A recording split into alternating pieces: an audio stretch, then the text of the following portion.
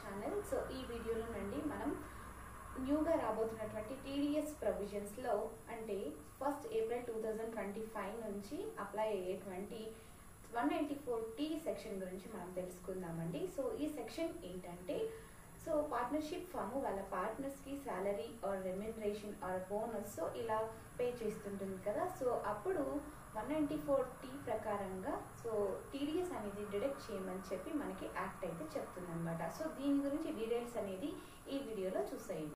Section 194T of income tax act 1961. So ఇది ఒక new section అండి. సో ఇది 1 ఏప్రిల్ 2025 నుంచి ఇది ఇంప్లిమెంట్ అవ్వడం అయితే జరుగుతుందన్నమాట. సో ఇది 2024 ఫైనాన్స్ బిల్లోని దీన్ని ఇంట్రడ్యూస్ చేయడం అయితే జరిగింది. సో ఏంటి 194T అనేది ఏంటంటే పార్ట్నర్షిప్ ఫామ్ కానీ ఎల్ఎల్పీస్ కానీ వాళ్ళ పార్ట్నర్స్కి స్పెసిఫైడ్ పేమెంట్స్ అయితే చేస్తుంటారు. సో ఇక్కడ మనం అండర్లైన్ చేసుకోవాల్సింది స్పెసిఫైడ్ పేమెంట్స్ అనమాట. సో ఈ స్పెసిఫైడ్ పేమెంట్స్ అనేది మనం జస్ట్ ఫ్యూ సెకండ్స్లో చూద్దామండి. ఓకే, సో ఇది మనకి 1st ఏప్రిల్ 2025 నుంచి ఇంప్లిమెంట్ అవుతుందన్నమాట. ఓకే, సో ఇప్పుడు ఈ స్పెసిఫైడ్ పేమెంట్స్ అంటే ఏంటి? ఈ స్పెసిఫైడ్ పేమెంట్స్ చేసినప్పుడు టీడీఎస్ అనేది డిడక్ట్ చేయాలి అని చెప్పేసి మనకి యాక్ట్ చెప్తుంది. మరి ఆ స్పెసిఫైడ్ పేమెంట్స్ ఏంటి? సాలరీ, పార్ట్నర్కి సాలరీ పే చేసిన, రెమ్యునరేషన్ పే చేసిన, లేదా commission or bonus or interest. So ఇవి ఏది పే చేసినా కూడా టీడీఎస్ అనేది డిడక్ట్ చేయాలి. ప్రొవైడెడ్ సో ఏంటంటే ఎప్పుడైతే ఈ పేమెంట్స్ అనేవి 20,000 లిమిట్ అనేది క్రాస్ అవుతుందో దెన్ ఓన్లీ టీడీఎస్ అనేది డిడక్ట్ చేయాలి.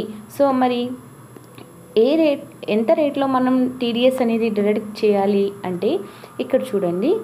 10% of the TDS is applicable.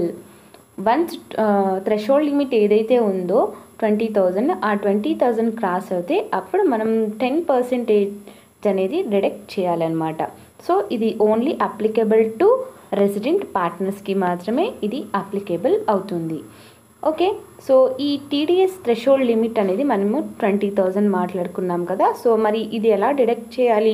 So for ఎగ్జాంపుల్గా ఒక పార్ట్నర్కి రెమ్యునరేషన్ 30,000 పే చేస్తున్నాం అనుకోండి. సో ఆన్ ఎంటైర్ వాల్యూ మీద మనము టీడీఎస్ డిడక్ట్ చేయాలి. అంతేకాని ఈ 30,000లోంచి 20,000 లెస్ చేసి ఆ 10,000 మీద టీడీఎస్ అనేది డిడక్ట్ చేయకూడదు. ఎంటైర్ వాల్యూ 30,000 ఏదైతే ఉందో దాని మీద మనము 10% ఆఫ్ అనేది డిడక్ట్ చేయాలి అన్నమాట. ఓకే, సో ఇక్కడ మనకి కొన్ని ప్రొవిజన్స్ ఉన్నాయండి, చూద్దాము. ఎగ్జాంపుల్స్ ఉన్నాయి చూడండి. Rajesh receives 12,000 in June and 15,000 in December as a remuneration. So ఒక ఫైనాన్షియల్ ఇయర్లో మనకి శాలరీ, రెమ్యునరేషన్ ఆర్ ఏదైతే ఎక్సీడ్ అవుతుందో 20,000 ఎక్సీడ్ అవుతుందో then only TDS will be deducted. Okay, so ఇప్పుడు ఈ ఎగ్జాంపుల్లో 12,000 అండ్ 15,000. సో మనం ఈ రెండు కూడా యాడ్ చేసుకోవాలి. సో ఈ యాడ్ చేసుకున్నటువంటి అమౌంట్ అనేది 27,000. సో ఈ 27,000 అనేది థ్రెషోల్డ్ లిమిట్ని క్రాస్ అయింది కాబట్టి మనం 10% ఆఫ్ ద టీడీఎస్ అనేది అప్లికేబుల్ అవుతుంది. సో ఆ ఎంటైర్ అమౌంట్ మీద. ఓకేనా, 12,000 ప్లస్ 15,000 టోటల్ 27,000.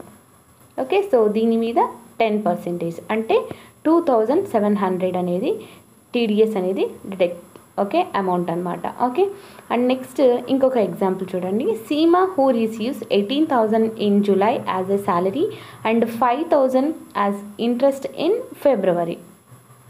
ఓకే, సో మనం ఒక ఫైనాన్షియల్ ఇయర్కి చూడాలండి. సో ఈ 18,000 అనేది జూలైలో రిసీవ్ చేసుకున్నారు అండ్ 5,000 అనేది ఫిబ్రవరిలో రిసీవ్ చేసుకున్నారనమాట. అంటే సేమ్ ఫైనాన్షియల్ ఇయర్లో రిసీవ్ చేసుకున్నారు. సో 18,000 ప్లస్ 5,000, సో 23,000 అనమాట.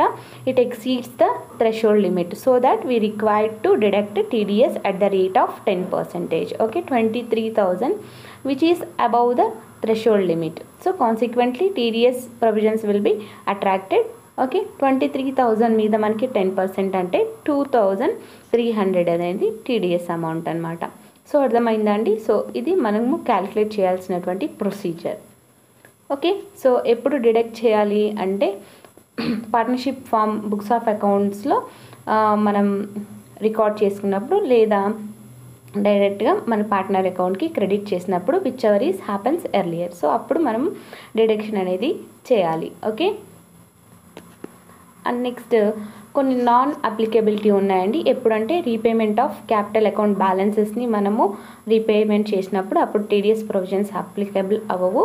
And withdrawal of capital by a partner and ప్రాఫిట్స్ని డిస్ట్రిబ్యూట్ చేసినప్పుడు, అంటే పార్ట్నర్స్ ప్రాఫిట్స్ని డిస్ట్రిబ్యూట్ చేసినప్పుడు అప్పుడు కూడా టీడీఎస్ ప్రొవిజన్స్ అనేవి అప్లికేబుల్ అవ్వవు. అండ్ రియంబర్స్మెంట్ ఎక్స్పెన్సెస్ అనమాట, అంటే బిజినెస్ ఎక్స్పెన్సెస్ పార్ట్నర్సే బేర్ చేసినప్పుడు, అంటే పార్ట్నర్షిప్ ఫామ్ తరపున బిజినెస్ ఎక్స్పెన్సెస్ పార్ట్నరే బేర్ చేసినప్పుడు అప్పుడు కూడా టీడీఎస్ ప్రొవిజన్స్ అనేవి అప్లికేబుల్ అవ్వవన్నమాట. అంటే మనం ఆ ఎక్స్పెన్సెస్ అనేవి మళ్ళీ పార్ట్నర్కి పే చేస్తాం కదా, అప్పుడు పే చేసినప్పుడు ఈ టీడీఎస్ ప్రొవిజన్స్ అప్లికేబుల్ అవ్వవు అని చెప్పి చెప్తున్నారు. ఓకే. అండ్ నెక్స్ట్ ఈ న్యూగా తీసుకొచ్చినటువంటి ఏదైతే ఈ సెక్షన్ ఉందో ఇది ఏంటంటే, ఫస్ట్ ఆఫ్ ఆల్ మనము టీడీఎస్ డిడక్ట్ చేయాలంటే ఫస్ట్ మెయిన్గా ఉండాల్సినటువంటిది ట్యాన్ అండి, tax deduction and collection account number అనమాట. సో ఇది అందరికీ ఉండాలి. ఎందుకంటే అందరికీ అంటే ఎవరికైతే ఈ టీడీఎస్ సెక్షన్ అప్లికేబుల్ అవుతుందో సో వాళ్ళకి ఖచ్చితంగా ఉండాలి అనమాట. Okay. And next assess payments to partners, అంటే ఇప్పుడు మనకి పార్ట్నర్స్ ఒక 5 మెంబర్స్ ఉన్నారనుకోండి, లేదా 10 మెంబర్స్ ఉన్నారనుకోండి. సో ఎవరెవరికి మనం ఎంత పే చేసామో, ఎవరెవరికి ఈ టీడీఎస్ సెక్షన్ అప్లికేబుల్ అయ్యింది అని చెప్పి మనము అన్నీ అసెస్ చేసుకోవాలన్నమాట, పేమెంట్స్ అనేవి. ఓకే. అండ్ నెక్స్ట్ ఎవరికైతే అప్లై అయిందో వాళ్ళకి టీడీఎస్ అనేది డిడక్ట్ చేయాలి. ఓకే.